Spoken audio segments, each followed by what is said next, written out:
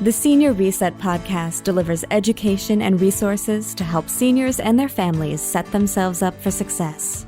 Each week, we dive deep with medical professionals and industry leaders to bring you answers to the questions that matter most. From the latest medical advice to financial strategies to staying ahead of scams, we'll build the toolkit you need to thrive. Here's your host, Joel Stewart. Hey, everybody, and welcome to the Senior Reset podcast. We are talking resources, education, solutions, entertainment, and training for the senior community and their families.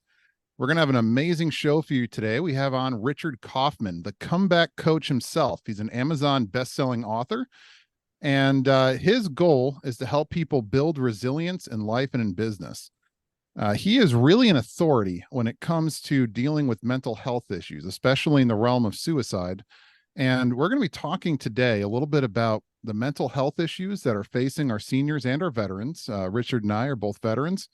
And we're going to talk about how we can identify those struggles and how we can help someone that may be struggling. So I want to start off, Richard, why don't you just introduce yourself and give a little bit of your background and what kind of brought you to have this conversation with us today? Hey, guys. My name is Richard Kauffman, also known as the Comeback Coach. Guys, thank you so much for showing up today. Today is your day. We're going to be here honoring you and trying to help you get out of your own way so you can start enjoying life again. I'll give you a quick down and dirty. He's been on my podcast and one of my top 3 all-time downloaded shows. So I want to thank you. Really? I didn't know that. Yes, you are. My story, I don't think my story is special. Some people do. My wife just says it's me. I am a suicide survivor. It's like something that we talked about earlier. 23 years in the military. I came from a broken home. Father left at 3 months old. Had my first drink at 11, full-blown alcoholic by the age of 13. Thrown out of this high school for hitting a teacher in the head with a desk. So don't ever do that, guys. That's frowned upon in this establishment. I had a chance to join the military or go to jail, and I did both while I was in the military. Joined at 17, became not only a drug addict, but an alcoholic while I was in the military. Stayed for 2 years, and they threw me out for being a drug addict and alcoholic. I'm probably the only guy you'll ever meet that actually got back in the military after being thrown out for being a drug addict and alcoholic. Got back in and almost got thrown out for a second time, and we can talk about that later if you want. But 9/11 changed my whole life and my trajectory. And I decided on the morning of, at 9/12 that morning, that I want to give my life to helping others that can't help themselves. And I changed my world around. I became Soldier of the Year within 3 years, became a non-commissioned officer, and spent 23 years in the military until a training accident where I got run over by a Humvee, and it ran over my head and the whole right side of my body. And I lost vision in my eyes because I had a stroke. And of course, if you're in the military, if you can't see, can't shoot, we don't need you. And after 23 years, they said, well, your service is no longer needed.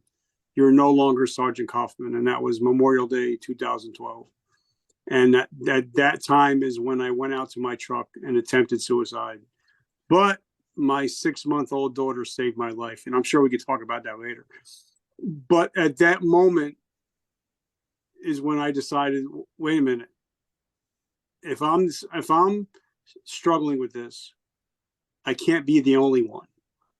And that's the next day, or the Monday of Labor Day, whatever that was, is the first day I've seen my therapist. Been seeing the same therapist now, I guess it's 11, 12 years. And that's when I decided, after a meeting with a guy named Mr. Gary Vaynerchuk, I decided to write a book, start a podcast talking about mental health issues. And that's what I do now every day. I talk to people about, right before we had on, we came on, I was on the phone with a guy struggling with mental health issues. And I realized that we're all struggling with the same stuff, whether you're 20 years old, whether you're my mom's 78 and she's struggling with mental health issues. So we're all struggling. It's just there's such a stigma around mental health. And for me, I'm just saying, all right, let's talk about it. So that's what I do for a living, and that's what I do every day. So thank you guys for coming on. I think hopefully I'll be able to help. I don't have a whole lot of answers. I'm only a ninth grade dropout, so I don't have a lot of answers, but I have read over 6,000 books.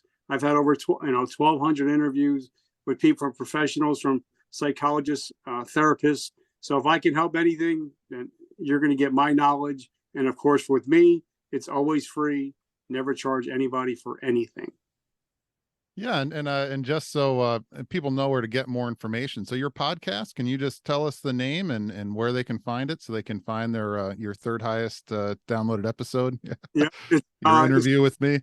Yep, it's called Vertical Momentum Podcast, or Vertical Momentum Resiliency Podcast. It's everywhere. We're on every channel. We've had over I think 3 million impressions and over 800,000 downloads. So we're everywhere. And of course, it's always free. So yeah, if you guys got a smartphone, you could just download it and get information today.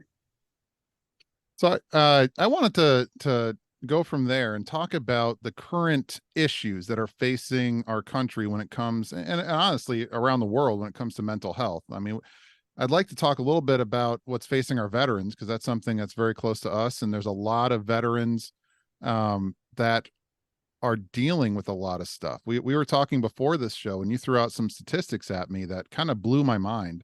And I just want to share those real quick. One is that it's 1 in 114 military active duty, you were saying, have attempted suicide. I mean, that's just under 1%. That's enormous. When you think that there's a million people in our military, roughly, that's like just under 10,000 people, and that's not including the veteran, which is crazy. But then 1 in 7 veterans are dealing with cancer right now from all the stuff that they had to go through in their military. And so that is one side of it. And we also have a side where a lot of our military members from some of our big stand-ups during the Cold War are hitting their senior years. And there's kind of this confluence of dealing with, the struggles of being a senior and getting older and all of that. And that kind of merging with the struggles that they have as a veteran, and kind of the fallout from their PTSD and the physical issues. So could you just talk a little bit about, from your perspective, where the struggles are with mental health and suicide right now, and like kind of the senior and the veteran community, and from your perspective? Well, for me, the biggest thing that is killing veterans right now is the, hey, bro, suck it up, bro. Carry on, bro. Hey, bro is killing millions of people, because we're not talking about what we need to be talking about. Because we're taught in the military, suck it up, drive on.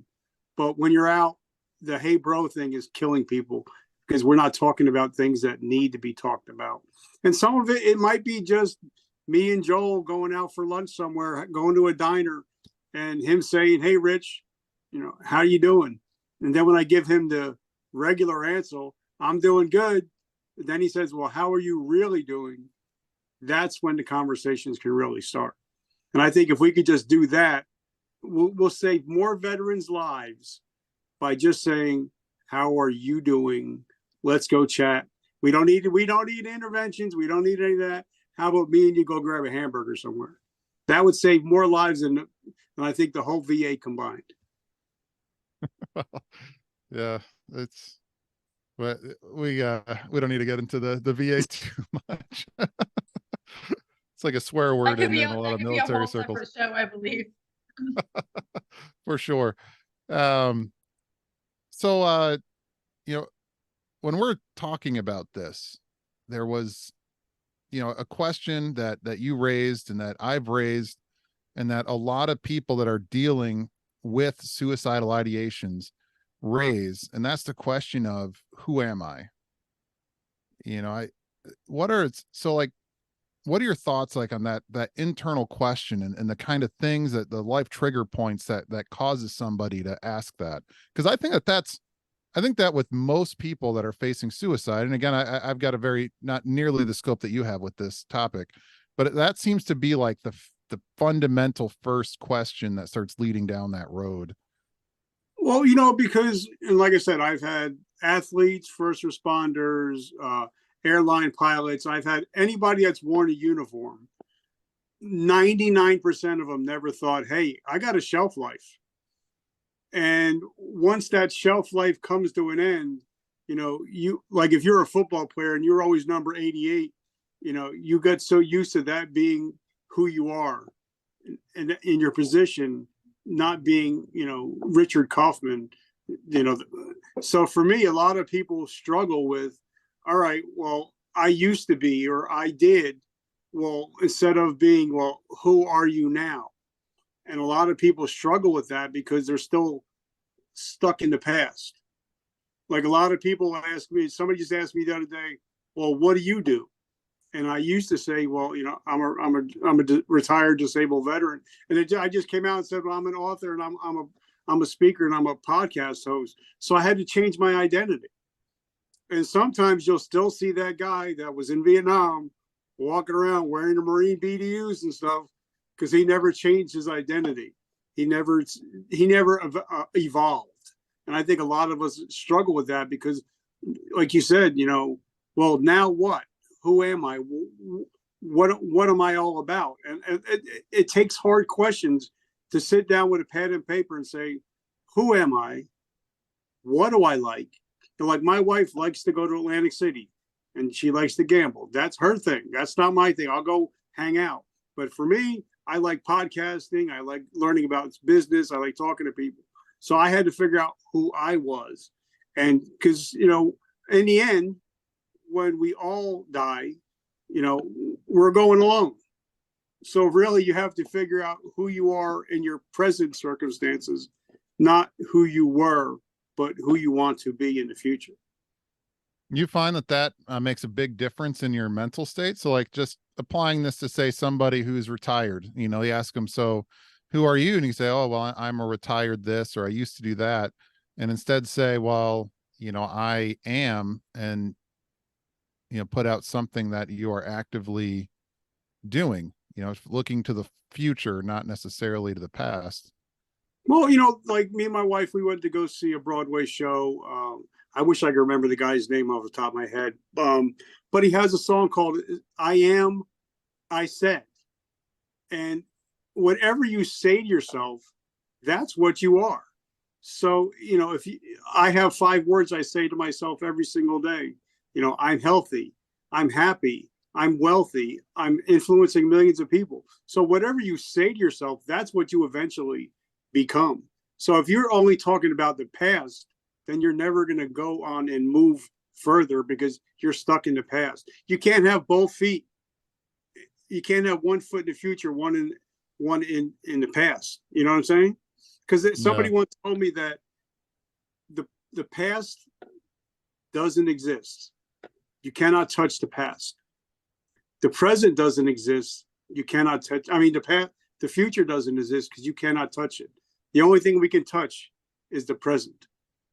So make your present, make sure that you're in the present and you're not always talking about the past, and start building yourself a future. Because even if the average American male lives to 78 years old, I'm 55. I got 23 years of kicking ass. So I have to start thinking, all right, what's coming next? You know what I mean? And you figure by that time, we'll be living to 100. So you're only in the second half of your life. Whoever quits on a football game in the first half? Yeah, that's definitely a great way to look at it when you go that route. And honestly, I mean, who wants to be average anyway? So 78 may be average, but you could always try to beat that. That could be a good goal. So what kind of things start to trigger suicidal ideations? I mean, I know that because that's usually where it starts. And that, like we talked maybe about identity change, asking about who am I?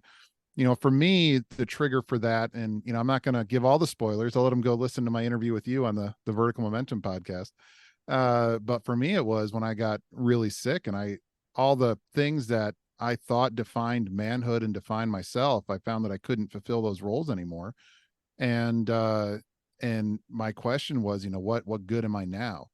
And when I got through that, it was saying, well, I may not be able to do X, Y, and Z, but I can do this and this and this, and focusing on what I was capable of. And that kind of got me out of it. But, it's, well, that and my faith, as we talked about on the podcast as well. But so what kind of stuff, I mean, when you're a senior, when you're retiring, I haven't hit that point yet, but I imagine, and I haven't hit empty nest either. My kids are 13, 7, and 11.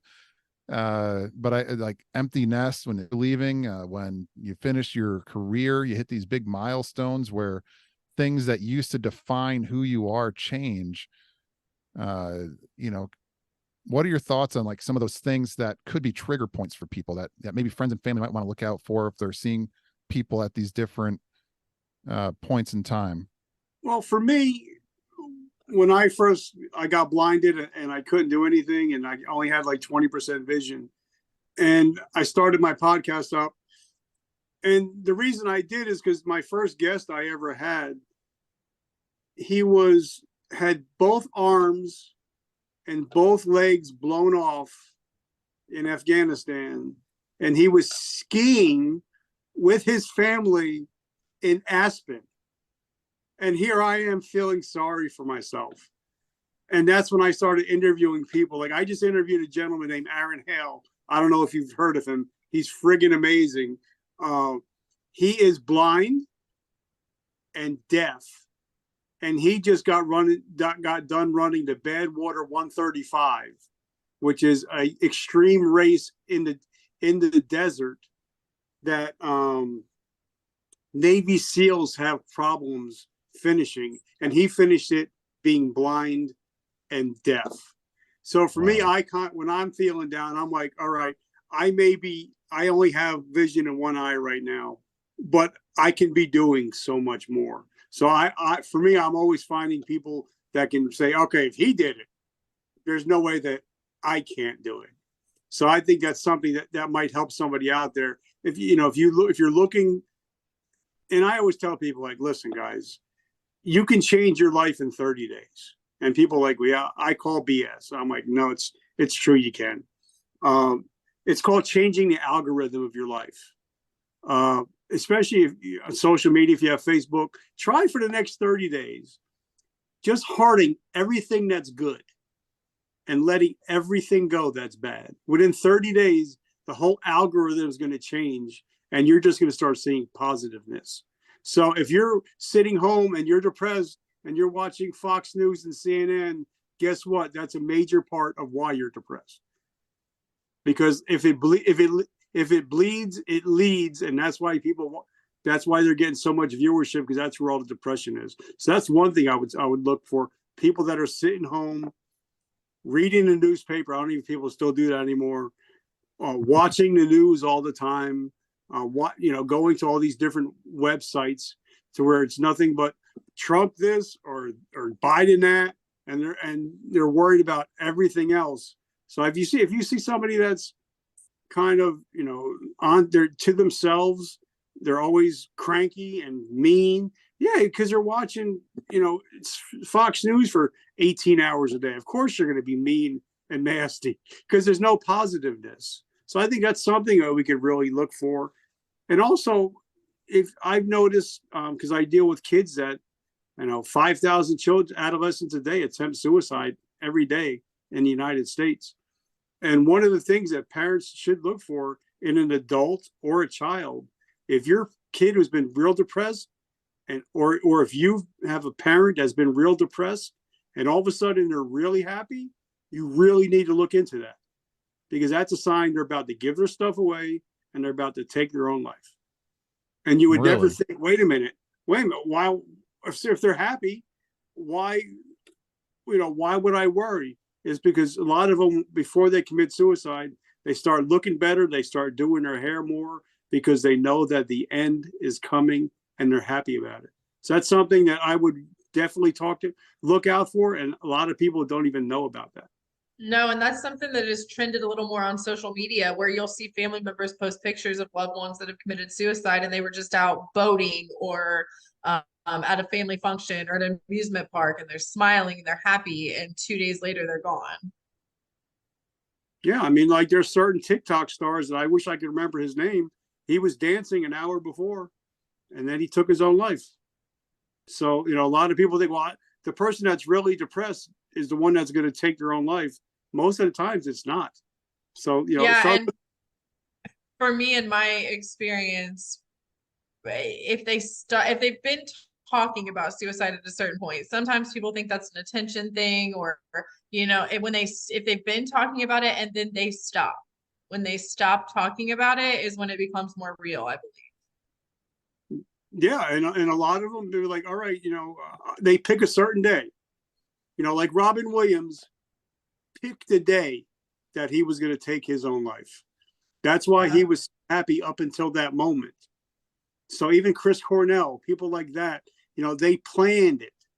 And a lot of people think, well, Chris did a great show and he was happy and everything during the show. Yeah, because he knew that was it.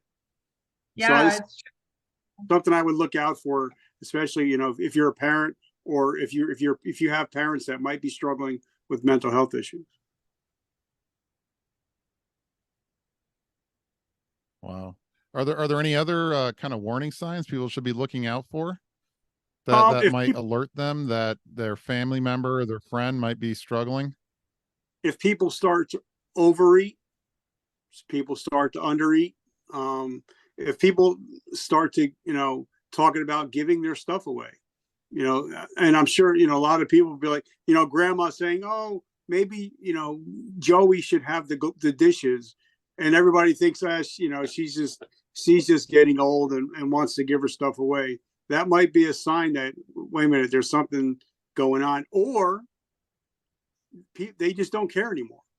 They're just like, whatever, you want to argue with me, I'm done arguing. So if you have a parent was always arguing with you all the time when you were growing up, like my mother, and all of a sudden they stop arguing and they become very complacent, I'd start to worry. Or if they overexpress feelings. I think my friend that took his life 5 minutes before he did it told me he loved me. I was perfect the way I was, never changed for anyone. And it didn't seem dramatic at the time, but it was not a way he'd ever spoke to me before. Yep. And also something else is, if somebody starts saying, I had a visit from my grandmother, or I had a visit from my mother, I'm starting to see things, I'm starting to feel people. If they start seeing stuff like that, that's when you really got to start worrying, because the time might be near. But like they're seeing visions of like people that have passed on, or dreams. A lot of them have dreams. Oh, my mother came to me in my dream. She said she can't wait to see me. So stuff like that might, can start bringing a person, they want to go home. Like my dad. Or someone that's, especially someone that's feeling like overwhelming grief or from a loss that way. Absolutely. Husband and wife type things. I mean, I've seen in senior care, husbands that have barely been able to go on or even talk about it when they've lost their wives or they don't know what to do. Some of them end up with caregivers. We have a veteran that we've had for years, and he's came a long way, but we took him on shortly, about 11 months after his wife died, and he couldn't even say her name. Like, having someone in there with him, he didn't really physically need our help so much. He just liked having someone in the house. Like, he was capable of a lot of things by himself. Yeah. Or it could be the opposite, where like when my father passed, my mother don't remember a whole lot of her marriage, and it was a 50-year marriage. So a lot of times they have that stuff. Like for me, my whole childhood from 1 to 13, I forgot. I can't even get back into a lot of those memories. And a lot of seniors go through that, where if they lost a loved one, they kind of compartmentalize it and lock it in the back of their head, and they can't get to it. So when you ask, well, remember that time with you and dad? And like, I don't remember. I got nothing. So that might be something. Yeah.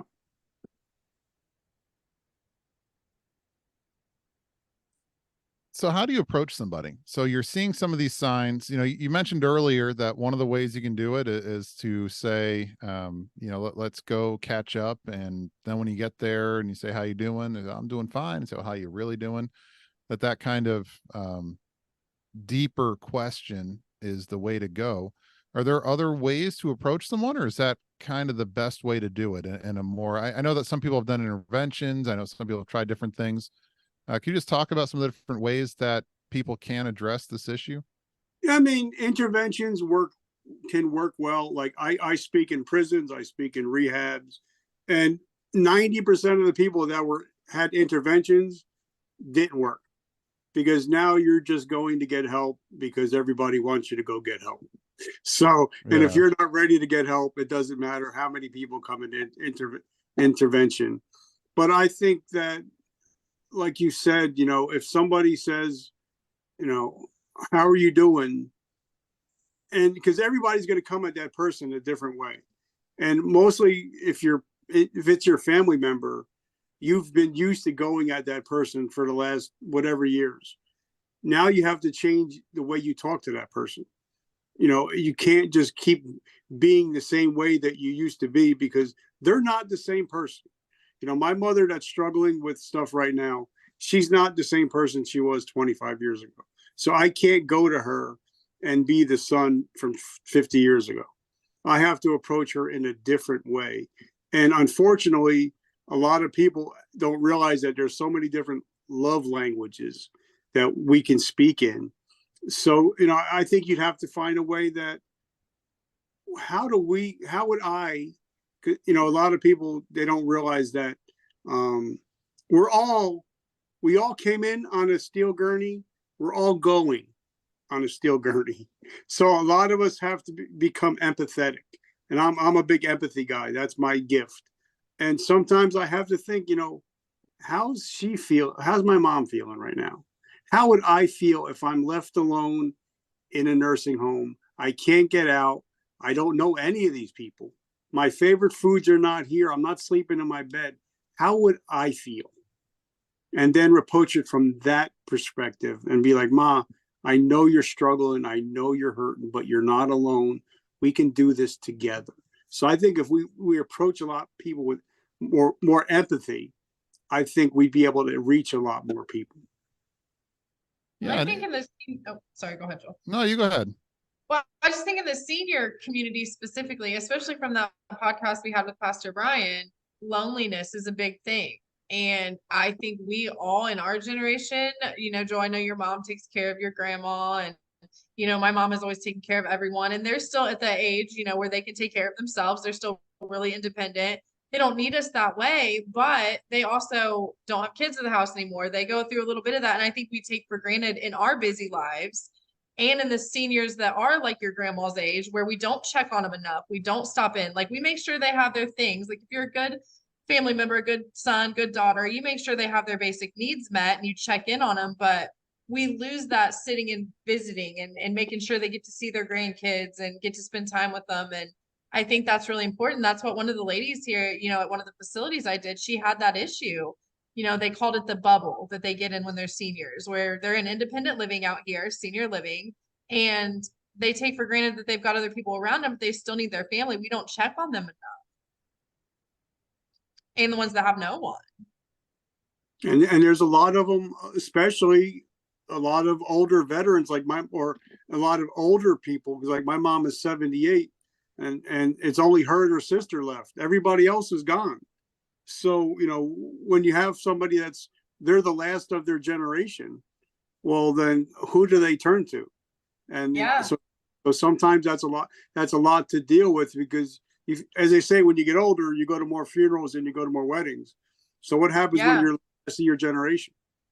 Well, and then our generation of parents, my mom has talked about before how she almost feel like an orphan when you lose both your parents. At this point, she's lost both of her sisters, and it just starts to become a reality. For me, I'm helping plan my aunt's funeral, and I'm not supposed to be the generation doing that. Our parents shouldn't be that age yet, but that's a lot when they start losing family members that way.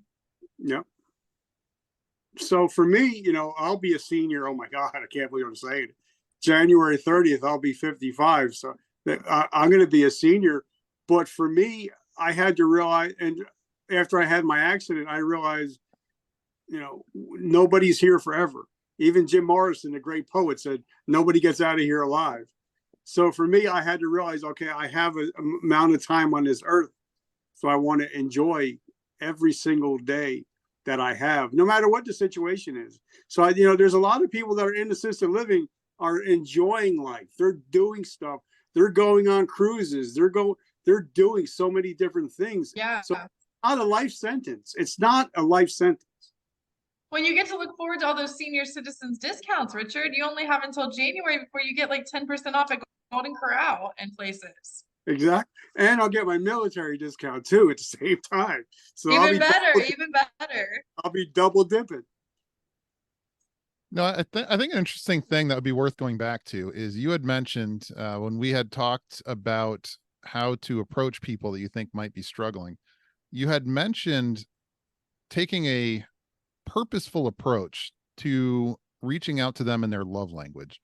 And this is something that I've definitely done some research into myself. I think that understanding the love languages is pivotal to, a marriage, to how you interact with people that you care about. Because even though, it's hard to say that it's science per se, but I find that in reality, the love languages really do make a whole lot of sense in practice. And, would you mind talking about them, or, we can kind of flush that out together just to. No, I think it's because, all right, me and my wife, she knows me for over 40 years. She knows I have my certain love languages. I like to bring her flowers at least once a week. Just because it's a Tuesday, I'll bring her flowers. I'll get her car washed. I'll do all this stuff. But I break shit in my house. I don't fix stuff. So that's not my language. And I'm okay with that. Like my dad came off the boat from Italy. He wasn't the most romantic guy, but he would take care of my mother every day. He'd make her coffee. He would, go grocery shopping. That was his language. And I think everybody has a different language. We just have to, like for me, I'm always studying my wife. I'm trying to learn my wife. Even after 40 years, every day, I'm trying to find out how I can make her happy and what her love language is. And I think if we just pay attention, you'll pretty much pick up on what the other person's love language is, and it's all different. Not everybody's love language is the same. I think the book that I read, I think it's called The 5 Love Languages, and it talks about what is it? It's gifts, words of affirmation, acts of service, touch. What is it? Gifts, words of affirmation, acts of service. What are the other two? Isn't it physical touch? Affection and quality time. Yeah. And so it's you gotta once you kind of narrow people down into those kind of general categories, you can kind of purposefully do things that will make them feel loved. And so it's like say if your mom, like my mother, loves nature. So if I picked her up from their home and we went out to a park and we had lunch, I would be able to talk to her about what's going on, because that I'd be putting her into her space where she feels comfortable, where her guards are down. But if I took her to a shopping mall, which she hates shopping, then her guards are going to be up and there's no way I'm going to be able to reach her. Gotcha. Yeah, if you meet someone where they are and in their element, if their thing is bingo, if their thing is cards, if their thing is crocheting, if their thing is taking a walk, if you can meet someone where they are, they're a lot more comfortable opening up and being vulnerable in their own space. Yep. And that's why for me, I think one-on-one talk, going out to lunch with somebody or just having a quiet lunch, instead of having all 6 family members coming up and say, will you go for help? I think just that one conversation will be worth more than 6 people just saying, will you go for help? You know what I mean? Yeah, well, I agree with that. Yeah. And if you can just encourage them, sometimes I think we talked about a little bit, just encouraging them to be active and to get out and to do more. It may not take a sit down intervention if you can maybe just spend a little bit more time with them. And something else, I believe that you have to be real. Like people that know me, people that follow me know that I struggle with PTSD. I have a borderline personality disorder. And people know that, hey, he struggles too. So people are more likely to open up to me because I have no judgment whatsoever, because I was the biggest screw up ever. But if I'm willing to talk to you and you're like, wait a minute, he's willing to say that he's having a bad day too. So I think people will be more willing to open up to you if you're just being open and honest and being, letting people know that, hey, I struggle with this stuff too. There's something that I probably have to bring up, because if I don't, I think everybody that knows me would be shocked that I didn't. And that is that there's the only way that anyone could ever bring themselves to commit suicide is because they have no hope. And I think that a lot of what we talked about kind of beat around the bush on that. We talked about having a future or looking at the future and what you can do, or looking at the present and saying, I can affect the present. I can't change the past. I can't change the future. All of those things of your perspective, of how you're looking at stuff, it all boils down really to whether or not you have hope that your current situation will change, or that you're going to be able to overcome, get out of the pain, that things will get better. And so I think that one of the things that we also have to look at is, does the person seem hopeless? What what do they have in their life that gives them hope for the future? Well, okay, let's talk about that a little bit, because somebody asked me, write one line about what you do. And I said, well, I went from dope dealer to hope dealer. So I'm a big hope guy. But for me, if a person's struggling with your future or their present, I always bring them back to a time when they succeeded in something. So even even if you're a veteran, you graduated basic training, you got promoted, you kicked ass many times, you're a warrior. I'll bring that back up and say, listen, you have the tools that you need. You were already the best of the best. Now we just need to get back into being the best of the best. And I think a lot of people, when they lose hope, they stop looking, they're only looking at their losses. They're not looking at their wins. So I think when you want to start looking for hope for the future, sometimes we have to go back and say, where did I win? How did I win, and why did I win? Well, maybe I need to start becoming that warrior mentality. Not physically, you might not be able to, but you can still have that warrior mentality and start getting back into the game. Because like you said, if you don't have hope, you don't have anything. So what I do is, if I start worrying about, well, what about me? I'm 55 years old. Do I just give it up and go eat Krispy Kreme donuts all day long? Or am I looking at people like, Gary Vaynerchuk, or am I looking at people like Ed Milet, all these great people that I aspire to be? That's where my hope is, because other people are doing it. It's not like somebody else, not like nobody else did it before. So you just have to figure out where you want to go and then start mapping it out. Because if you've been in the military for 10 minutes, we all know how to write up a plan and how to follow a map. So we can all do that for success in the future. We just have to figure out where we want to go and start mapping that out. Yeah. I had someone explain, sorry, Joel. I had someone explain suicide to me one time as a permanent solution to a temporary problem. Yes. And we don't always feel that in the time. And it's not to diminish what anyone's going through, because sometimes our problems feel earth shattering and life crushing, but you're making a permanent decision that cannot be reversed on a situation that will probably change at some point. And unfortunately, we're just transferring our pain to our family. Yes, a pain that never goes away ever. Yep. So, and a lot of people don't think about that. A lot of people say, well, it is what it is. But a lot of people, if you start thinking that way, you start saying, I love my daughter, I love my boys. I would never want to put that on them. Because a lot of times kids and wives and husbands think, what could I have done? what did I miss? Like I'm a big football guy. I love sports. And I was watching a documentary with Junior Seau when he took his life and he shot himself in his chest. And they asked his daughter, you know, how are you feeling? She said, if I would have only known that he was struggling.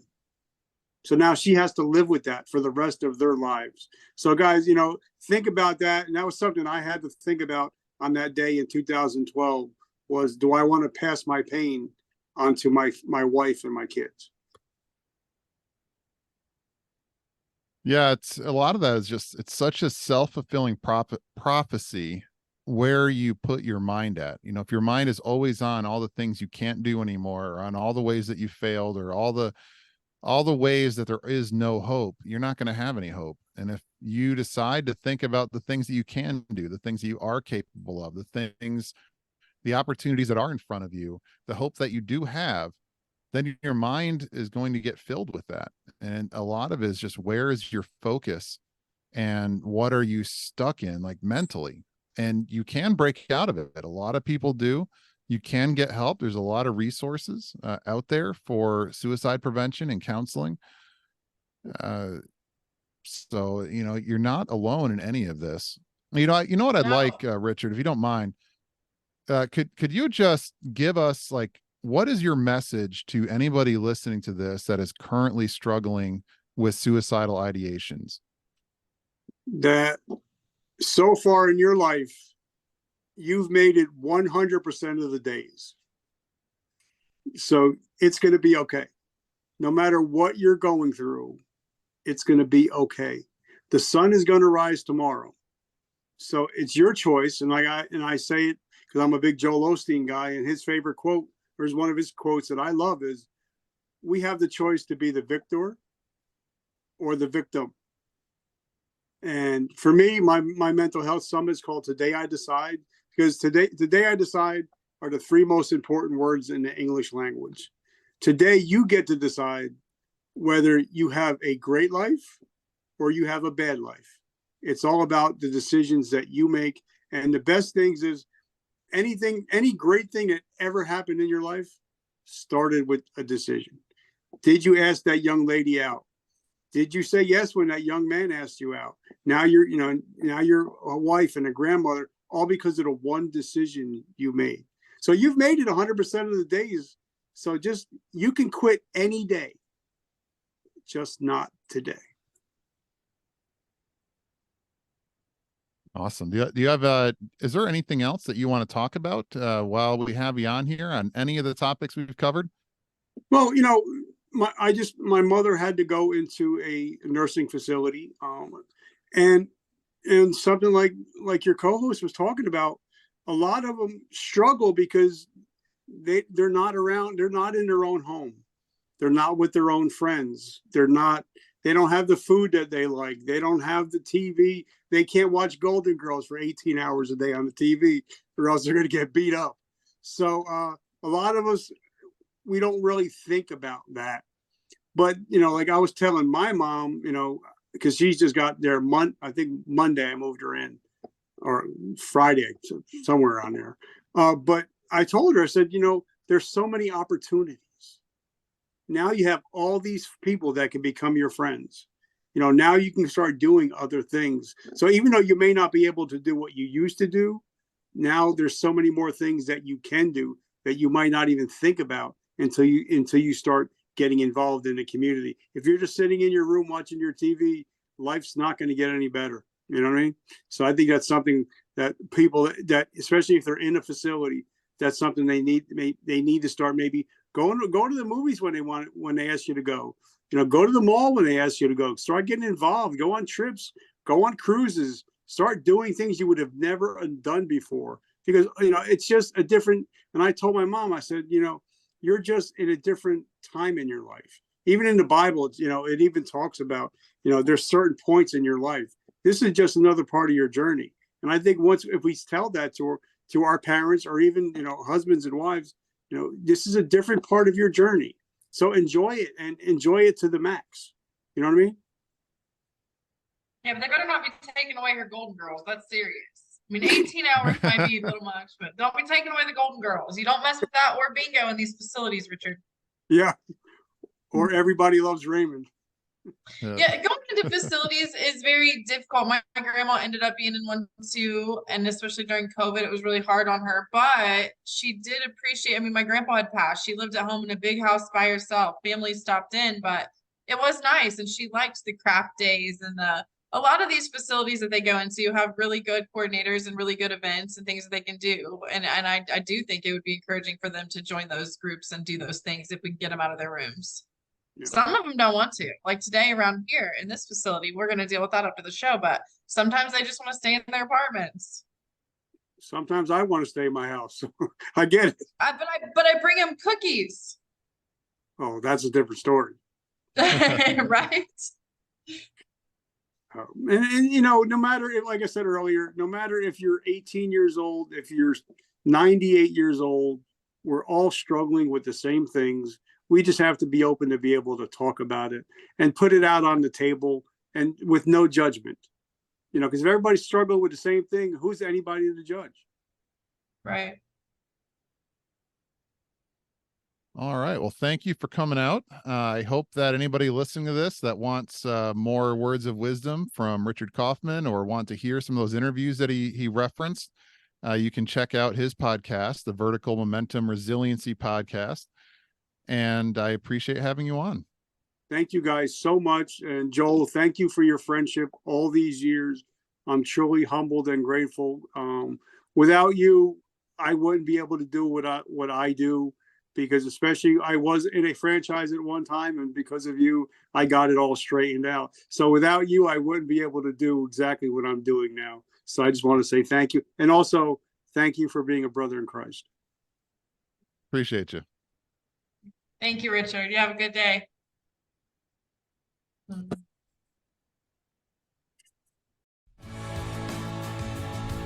You've been listening to the Senior Reset Podcast.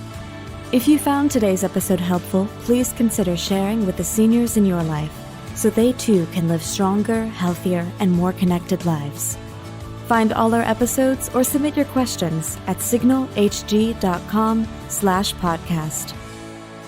This podcast is intended for informational use and not as a replacement for medical diagnosis or care. Always consult your doctor if you have a medical issue.